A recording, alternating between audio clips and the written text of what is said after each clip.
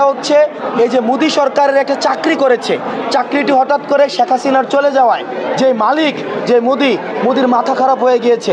আর আমরা মনে করতে চাই যে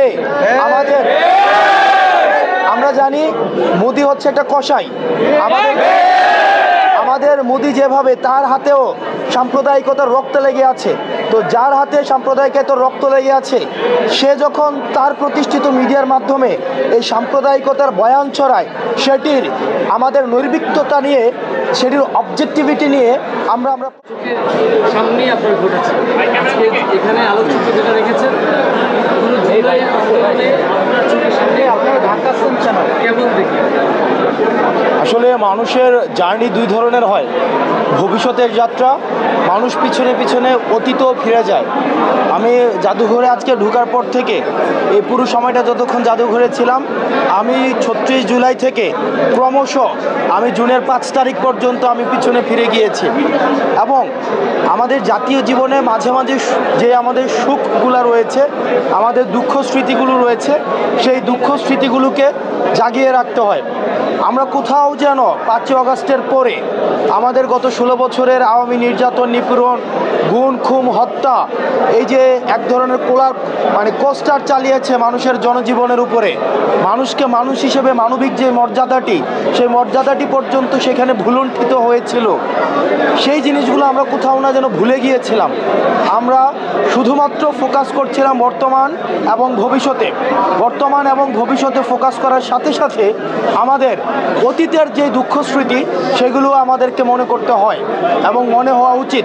কারণ আমাদের দুঃখময় স্মৃতি আমাদের প্রশস্ত ভবিষ্যৎকে নিশ্চিত করে।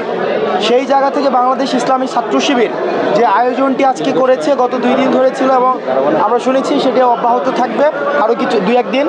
তো এটি আমাদের পুরো যে আমাদের journey to eradication of the fascism, আমাদের এই যে journey to eradication of the fascism, একদম ফেসিজমকে সমূলে উৎপাটনের যে আমাদের এই যে জার্নি, এটি কিন্তু শুধুমাত্র 36 দিনের জার্নি ছিল না।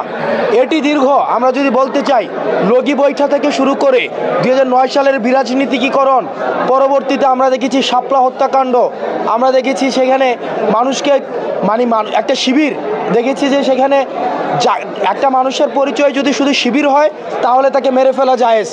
আমরা দেখতাম যে আবরার ফায়াদকে যখন বুয়েটের হলে নির্যাতন করা হয়েছে, বিভিন্ন মেইন স্ট্রিমের গণমাধ্যমে আমরা দেখেছি যে শিবির সন্দেহ যে নির্যাতন, তার মানে কাউকে যখন শিবির সন্দেহ করা হতো তাকে নির্যাতন নিপীড়ন করাটা সেটা জায়েজ হয়ে যেত। আমাদের এই যে লম্বা একটা লড়াই এবং সংগ্রাম, সেটা হচ্ছে ফেসিবাদের বিরুদ্ধে, সেটার সচিত্র উপস্থাপন আজকে এই জাদুঘরে হয়েছে এবং যেটার মধ্য দিয়ে আমরা ফিরে ফিরে ফেসিবাদের যে ক্ষতগুলো, এই ক্ষতগুলো আমরা জাতির সামনে আমরা উপস্থাপন করব এবং আমরা সবাইকে আহ্বান করব থেকে যার যার পর্যায় থেকে আমরা যেন এই ফেসিবাদের সচিত্র, এই ক্ষতগুলোকে জাতির সামনে আমরা তুলে ধরি। বাংলাদেশ ইসলামী ছাত্র শিবির যে আয়োজনটি করেছে সেটির জন্য আমরা তাদেরকে কৃতজ্ঞতা এবং সাধুবাদ জানাই এবং আমরা প্রত্যেকেই ফেসিবাদ বিরোধী যতগুলো শক্তি রয়েছে, আমরা আমাদের জায়গা থেকে এই ধরনের আওয়ামী যেই অন্যায়, অত্যাচার, নিপীড়ন, হত্যা এবং গুম খুনের যে ইতিহাসটি রয়েছে, এই ইতিহাসটি আমাদের জাতির সামনে তুলে ধরতে হবে।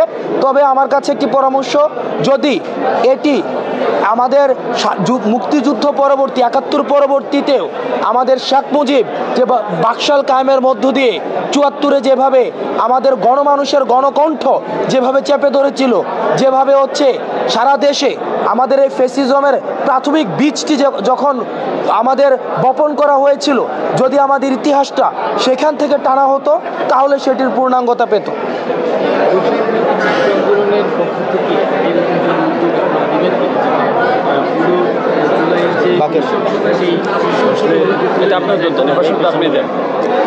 আমরা আমাদের জায়গা থেকে এগুলো অব্যাহত রাখবো।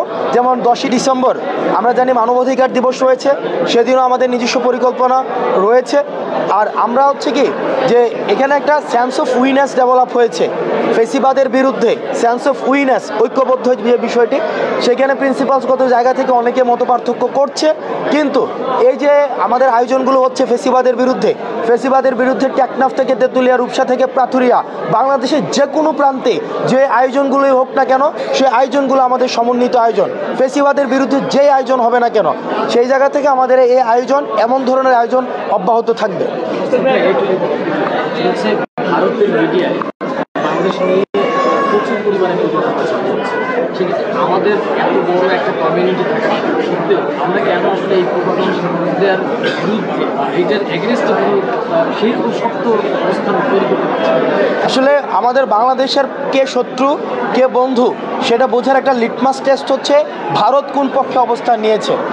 আমাদের ভারত যেহেতু হাসিনার পক্ষে অবস্থান নিয়েছে এবং যারা মানুষের অধিকারকে বছরের পর বছর ক্ষুণ্ণ করেছে, মানবিক মর্যাদাকে নষ্ট করেছে, সমতাকে সেখানে আমাদের নষ্ট করে দিয়ে বৈষম্যকে প্রতিষ্ঠিত করার জন্য রাষ্ট্রীয় ষড়যন্ত্রে যেই সংঘ লিপ্ত হয়েছিল, এই সংঘবদ্ধ শক্তিকে ভারত তার দেশে পুনর্বাসিত করেছে। এবং এ থেকেই স্পষ্ট হয় গত 16 বছর ধরে এই আওয়ামী যে ফ্যাসিস্ট সরকার কার এজেন্ডা বাস্তবায়ন করেছিল। এটা হচ্ছে এই যে মোদি সরকারের একটা চাকরি করেছে, চাকরিটি হঠাৎ করে শেখ হাসিনার চলে যাওয়ায় যে মালিক, যে মোদির মাথা খারাপ হয়ে গিয়েছে। আর আমরা মনে করতে চাই যে আমরা জানি মোদি হচ্ছে একটা কসাই। আমাদের মোদি যেভাবে, তার হাতেও সাম্প্রদায়িকতার রক্ত লেগে আছে। তো যার হাতে সাম্প্রদায়িকতার রক্ত লেগে আছে, সে যখন তার প্রতিষ্ঠিত মিডিয়ার মাধ্যমে এই সাম্প্রদায়িকতার বয়ান ছড়ায়, সেটির আমাদের নৈর্বিক্যতা নিয়ে, সেটির অবজেক্টিভিটি নিয়ে আমরা প্রশ্ন তুলতে পারি। সেই জায়গা থেকে আপনারা মিডিয়াতে যারা রয়েছেন, আপনাদের একটা দায়িত্বশীল ভূমিকা আমরা প্রত্যাশা করি। আমাদের বাংলাদেশের সাম্প্রদায়িক সম্প্রীতির যেই দৃষ্টান্ত আমরা 5ই অগাস্ট আমরা স্থাপন করেছি, পরবর্তীতে শহীদ আলিফ ভাইয়ের এভাবে শহীদ হওয়ার পরেও আমাদের দেশের আলেম সমাজ এবং বাংলাদেশে ইসলাম সংখ্যাগরিষ্ঠ হওয়ার পরেও আমরা যেভাবে ধৈর্যের পরিচয় দিয়েছি এবং আমাদের সংখ্যালঘু ভাইদের প্রতি আমাদের যে উদার মনোভাব অব্যাহত রয়েছে এবং সেটি অব্যাহত থাকবে, সেটির মধ্য দিয়েই কিন্তু বাংলাদেশ যে একটি সাম্প্রদায়িক সম্প্রীতির দেশ, সেটি কিন্তু বারবার প্রমাণিত হয়। এখন এটিকে তুলে ধরার জন্য আপনারা যারা মিডিয়ায় রয়েছেন, আপনাদের বস্তুনিষ্ঠ সংবাদ পরিচালনা করার আপনাদের জায়গা থেকে আপনাদের কাছে আমাদের প্রত্যাশা থাকবে। আপনার এই সম্প্রীতিগুলোকে বারবার রিআইটারেট করতে হবে, পুনর্মঞ্চায়ন করতে হবে। এই পুনর্মঞ্চায়নের মধ্য দিয়ে বারবার এগুলো হচ্ছে বিশ্ব মিডিয়ার সামনে আপনাদেরকে তুলে ধরতে হবে। ভারতের গুয়াহাটিতে বাংলাদেশের একজন আম্পায়ার, চ্যাম্পিয়ন আম্পায়ার গতকাল মারা গিয়েছে হসপিটালে। ভারতের গণমাধ্যম বলছে তিনি হৃদরোগে আক্রান্ত হয়ে মারা গেছেন, কিন্তু সারাদিন তিনি ভালো ছিলেন এবং বাংলাদেশের গণমাধ্যমে আসছে তিনি তার কোনো শ্বাসের রোগ ছিল না। এই বিষয়টা কি ডক্টর ভারতের গোয়েন্দা সংস্থা যেহেতু কানাডাতে তারা যে মারতে পারে, সেই ক্ষেত্রে কি বাংলাদেশে কে জবাব দিল কিনা বাংলাদেশের আম্পায়ারকে? আমরা সব কিছুকেই কোনো কিছুকে আমরা সন্দেহের ঊর্ধ্বে রাখতে চাই না। এই বিষয়টিকে যদি কোনো ধরনের সন্দেহের অবকাশ থাকে, তাহলে ক্রিটিক্যাল দৃষ্টিভঙ্গি থেকে যে আইনগত পর্যবেক্ষণ যেটি রয়েছে, সেটি পরিচালনা করার জন্য আমাদের আহ্বান থাকবে।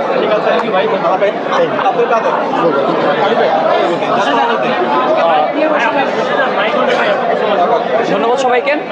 আজকে যে আয়োজনটা আমরা দেখেছি, সেটা একই সাথে 5 আগস্টের পরে যখন আমরা দেখেছি যে এভাবে সমন্বিত পর্যায়ে কোনো আয়োজন নেই, এটা একটা পর্যায়ে আমাদেরকে হতাশ করে। আমরা যদি আমাদের ব্যানার থেকে কথা বলি, আমরা অনেকবার চেষ্টা করছি, কিন্তু নানান কারণে আমরা ব্যস্ত থাকার কারণে সেটা হয়ে ওঠে না। আজকে ছাত্র শিবিরের পক্ষ থেকে যে আয়োজন করা হয়েছে, সেটা খুবই সমন্বিত এবং খুবই সুসংগঠিত এবং খুবই সুপরিমার্জিত। তো সেই বিষয়টা একই সাথে যদি আমি পার্সোনাল ব্যক্তিগতভাবে বলি, আমাকে দুটো বিষয় হচ্ছে গিয়ে জানান দেয়। একটা বিষয় হচ্ছে বিগত 13 থেকে 17 বছরে ফ্যাসিবাদী ব্যবস্থা কায়েম করার জন্য শেখ হাসিনা সরকার যে গুম, খুন, হত্যা, নির্যাতন, নিপীড়ন চালিয়েছিল আমাদের অগ্রজদের উপরে, আমাদের উপরে যে নির্যাতন চালিয়েছিলাম, সেটা আমরা একটা প্রত্যক্ষদর্শী হলাম। নতুন করে আবার নতুন করে জানলাম যে নতুন করে আমাদের মানুষ পর আবার বেশি উঠলো যে না, আমাদের জার্নিটা এমন ছিল। আমাদের এই যে আজকের বাংলাদেশ গড়ার পেছনে এই মানুষগুলো অবদান ছিল, আমাদের সহযোদ্ধারা এই অবস্থায় ছিল। তো একই সাথে যে আমাদের যে হৃদয়ের রক্তক্ষরণ যেভাবে হয়েছে, আমাদেরকে আবারও স্মরণ করে করিয়ে দিয়েছে যে না, আমাদের দায়িত্ব অনেক বড় বেশি। আমাদের এই বাইরে জীবন দিয়েছে, আমাদের সহযোদ্ধারা যারা আমাদের সাথে রাজপথে লড়াই করেছিল, আমার পাশে থেকে যে ভাই শহীদ হয়েছিল, সেই ভাই একটা স্বপ্ন নিয়ে শহীদ হয়েছিল। সেই স্বপ্নের কথা আমাদেরকে আবারও স্মরণ করে দিয়েছিল, আবারও জাগ্রত করে দিয়েছিল যে না, আমাদের দায়িত্ব অনেক বেশি। ফ্যাসিবাদী যে কাঠামো তৈরি করেছিল, আমরা চাই না, আমাদের ভাইরা চাইতো না যে ফ্যাসিবাদী আবারও বারবার ফিরে আসুক। আমরা এখান থেকে একটা বার্তা নিয়ে যাচ্ছি, একটা স্বপ্ন নিয়ে আবার যাচ্ছি যে না, আমাদের ভাইদের স্বপ্নকে আবারও পরিমার্জিত করতে হবে, সমুন্নত রাখতে হবে। সেই বার্তাটা ছাত্র শিবিরের পক্ষ থেকে যেহেতু এসেছেন, আমরা দেখেছি আন্দোলনের সময় ছাত্র শিবিরের একটা সুসংগঠিত একটা তাদের কর্ম পদ্ধতি ছিল, তাদের প্ল্যানগুলো ছিল। আমরা যেহেতু সাদিক ভাইয়ের সাথে কথা বলেছিলাম আন্দোলনের সময়গুলোতে, সাদিক ভাইকে ওইভাবে দেখছি ছাত্র শিবিরে সুসংগঠিত কর্মকাণ্ড দেখেছি। একইভাবে আজকে যে কর্মকাণ্ড দেখেছি সেটাও সুসংগঠিত। আমরা চাই শিবির আরও ভালো কাজ করুক, বিপ্লবের যে তারুণ যে স্পিরিট, জুলাই বিপ্লবের যে স্পিরিট, সেটাকে ধরে রাখুক, সেটাকে বেগবান করুক, সে আশাবাদ ব্যক্ত রাখি। ধন্যবাদ সবাইকে।